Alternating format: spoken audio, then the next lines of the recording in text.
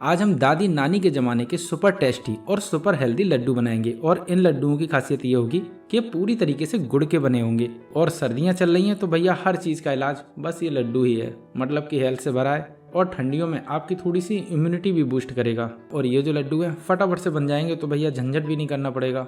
बस अभी जाओ किचन में और 20 से 25 मिनट में लड्डू बन के तैयार हो जाएंगे। और बस फिर क्या, खाइएगा, मजे लीजिएगा। चलो तो फटाफट से बनने वाले दादी नानी के ज़माने के तिल के लड्डू, वो भी गुड़ के साथ, बना लेते हैं। जब भी ट्राई करना तो अपना फीडबैक देना, और रेसिपी पसंद आए तो इसे लाइक शेयर सब्सक्राइब जरूर करना। चलो तो इसे बना लेते हैं। तो सबसे पहले यहाँ पर हमें क्या लेनी है, मेवा। तो देखो आप कोई से भी ड्राई फ्रूट्स ले सकते हैं, जो भी आपके पास हो। मेरे पास तो फिलहाल ये 2 हैं, लेकिन आप गरी को अवॉइड कर दें, और अगर आप उसकी जगह गरी बुरादा है तो आप डाल सकते हैं। और ये जो ड्राई फ्रूट्स हैं 50-50 ग्राम है, तो अपने हिसाब से आप क्वांटिटी रख सकते हैं, कोई दिक्कत नहीं। काजू और बादाम को उठाकर सीधा हम डाल देंगे मिक्सी के जार में और बिल्कुल बारीक पीस लेंगे। लेकिन इसे आप दानेदार भी रख सकते हैं, मतलब कि थोड़ा सा मोटा मोटा भी तोड़ सकते हैं। उसके बाद ये आपके मुंह में आएंगे, तो देखो जैसे भी आपको पसंद हो आप वैसा करिएगा। मैं तो फिलहाल इसे पूरी तरीके से पीस कर डाल रहा हूँ, तो आपकी अपनी मर्जी, आप जैसे चाहे वैसे डालिएगा। अब इसको मैंने बिल्कुल बारीक पीस लिया है, तो इसको रख देंगे एक साइड। और अब लेंगे यहाँ पर तिल। तो देखो तिल मैंने लगभग 150 ग्राम जितने लिए होंगे, तो आप अपने हिसाब से रख सकते हैं, क्वांटिटी बढ़ा भी सकते हैं। वैसे इतने पर्याप्त हैं, बढ़िया सा स्वाद आएगा, तो आप इतने ही तिल लें मेरे हिसाब से। तो अब इन तिल को क्या करना है, कुछ नहीं, सीधा हमें पैन में डाल देना है और अच्छी तरीके से इन्हें भून लेना है। तो भूनने में कम से कम मेरे हिसाब से 4 से 5 मिनट लग जाएगा मीडियम फ्लेम पर। तो आप मीडियम फ्लेम पर इन्हें 4 से 5 मिनट भून लें, अच्छी तरीके से भुन जाएंगे।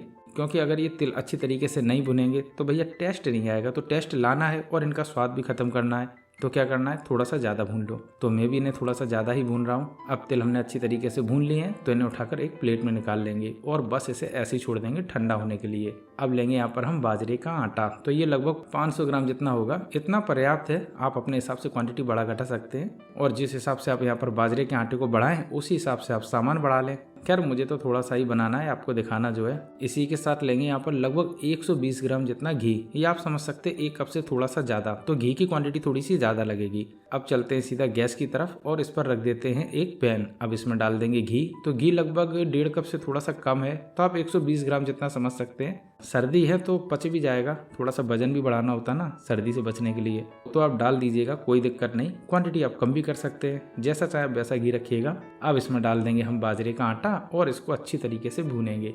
तो भुनाई कम से कम मेरे हिसाब से 15 मिनट तो होनी चाहिए। तो आप 15 minute medium to low flame पर या बिल्कुल स्लो फ्लेम पर भून लें। गैस की फ्लेम बस आपको मीडियम या मीडियम टू हाई नहीं रखनी है, जितनी स्लो हो उतनी स्लो फ्लेम पर आप भूनें। थोड़ा सा समय लगेगा, बस ये भुन गया समझिए लड्डू बन गए। अब देखिएगा आप, ये अच्छी तरीके से भुन रहा है। इसकी क्या पहचान है, ये देखो थोड़ा सा सुनहरा सुनहरा होने लगा। मैं आपको दिखा देता हूँ पलट के, ये देखिएगा, बस इस तरीके से होने लगे। बाजरा का आटा परफेक्ट भुन जाएगा।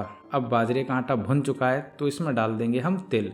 तो रही सही कसर जो तिल की है वो भी इसमें भुन जाएगी, क्योंकि आटा है एकदम से गर्मा गर्म। इसी के साथ डालेंगे जो मैंने ड्राई फ्रूट्स को पीसा था उनको। अब इन सभी को अच्छी तरीके से मिला लेंगे। तो देखो गर्मा गर्म में मैं डाल रहा हूँ, तो ये अच्छी तरीके से भुन भी जाएंगे। इसीलिए मैंने गर्मा गर्म आटे में ही इन सब चीज़ों को डाल दिया है और अच्छी तरीके से मिला लिया है।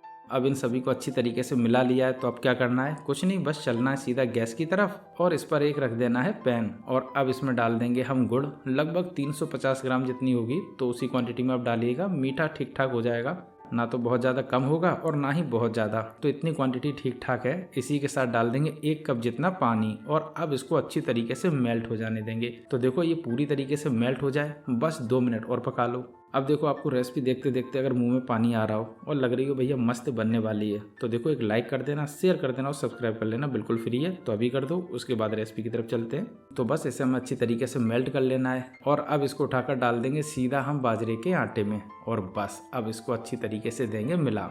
तो देखो आपको पहले तो लगेगा ये गीली हो गई, लेकिन जैसे जैसे आप इसे मिलाते जाएंगे और जैसे जैसे ये ठंडा होता जाएगा, वैसे वैसे जो लड्डू है ना वो सॉफ्ट से टाइट होते जाएंगे। तो इस बात का आपको ध्यान रखना है कि शुरुआत में आपको बस लगेंगे ये गीले, लेकिन ये गीले रहेंगे नहीं। तो इसीलिए यहाँ पर हमें गर्मा गर्म ही इनके लड्डू बनाने हैं, क्योंकि जैसे जैसे ये ठंडे होते जाएंगे वैसे वैसे ये टाइट होते जाएंगे और जैसे जैसे ये हार्ड होते जाएंगे वैसे वैसे बनाने में दिक्कत होगी। तो इस बात का आपको ध्यान रखना है कि गर्मा गर्म में ही आपको लड्डू बना लेने हैं। तो देखो मैं तो छोटे साइज के बनाऊंगा, तो इसीलिए मैं छोटे छोटे बना ले रहा हूँ, लेकिन बनाने का प्रोसेस थोड़ा सा ट्रिकी है। कैसे बनाना है, तो ये देखो इस तरीके से पकड़ना है और इस तरीके से हमें दाबना है। अभी थोड़ा सा गर्म है तो हल्का सा और हम ठंडा हो जाने देंगे, ताकि हाथों में अच्छी तरीके से इसका आकार आ जाए और ये बंधने भी लगें। अब देखो इस तरीके से लड्डू को हमें बनाना है। लो जी भैया, एक लड्डू बन गया है। इसी तरीके से हम दूसरा लड्डू भी बना लेंगे। देखो दिक्कत हो रही है, जैसे अगर फट रहा है तो आप कस के उसको हाथों से दाब लो और उसके बाद बस लड्डू का शेप दे दो। लड्डू बढ़िया सा परफेक्ट गोल गोल हो जाएगा। और अभी गोल गोल नहीं भी हो तो जब इन्हें हम किसी बर्तन में रखेंगे ना तो हाथों से गोल गोल कर लेंगे, कोई भी दिक्कत नहीं होगी। बस एक एक करके अब सारे के सारे लड्डू बना लेने हैं। अच्छा, अगर आपको लगे कि भैया छोटे बनाने में दिक्कत हो रही है, टाइम भी बहुत ज़्यादा बर्बाद हो रहा है, तो आप इस तरीके से बड़ा बड़ा बना लो। मतलब मैं एक आपको दिखा दे रहा हूँ, बस आपको बांधना कैसे, पकड़ना है और इस तरीके से हाथों से दाब देना है। जैसे ये दब जाएगा, पूरा का पूरा जो बाजरे का आटा है वो आपस में चिपक जाएगा और आसानी से लड्डू बनते चले जाएंगे। बस ऐसे लड्डू जो बेसन के होते हैं वो भी बांधे जाते हैं। बहुत दिक्कत होती है भैया, मैंने तो बांधना सीख नहीं पाया, लेकिन हाँ मेरे कारीगर बहुत जल्दी बना लेते थे। और भैया वो तो दोनों हाथों से बांधते थे, बराबर मस्त बनते थे और एक साइज में आते थे। और खासियत ये होती थी कि 10 दिन या 15 दिन या महीने भर बाद भी आप किसी के ऊपर वो लड्डू फेंक के मार देना तो वो बिखर जाएगा। बाय द वे, लड्डू तो हमारे बन चुके हैं। बस अब इन्हें आप कंटेनर में रख दीजिएगा और पूरा 2 महीने 1.5 महीने आराम से खाइएगा, कोई दिक्कत नहीं। तो मुझे तो भैया पूरी उम्मीद है कि इन सर्दियों में एक बार आप बाजरे के लड्डू जरूर बनाएंगे। अच्छा, इसी तरीके से आप आटे के लड्डू भी बना सकते हैं, कोई दिक्कत नहीं होगी। लेकिन जब भी आप बाजरे या आटे के लड्डू बनाएं तो अपना हमें फीडबैक जरूर दें कि रेसिपी कैसी बनी। और ये रेसिपी देखते देखते मुंह में पानी आ गया और मन कर रहा हो कि भैया नहीं अब तो लड्डू बनाएंगे ही, तो फिर भैया लाइक शेयर सब्सक्राइब कर लेना, बिल्कुल फ्री है, पैसे नहीं लगने, कर लेना तो फिर।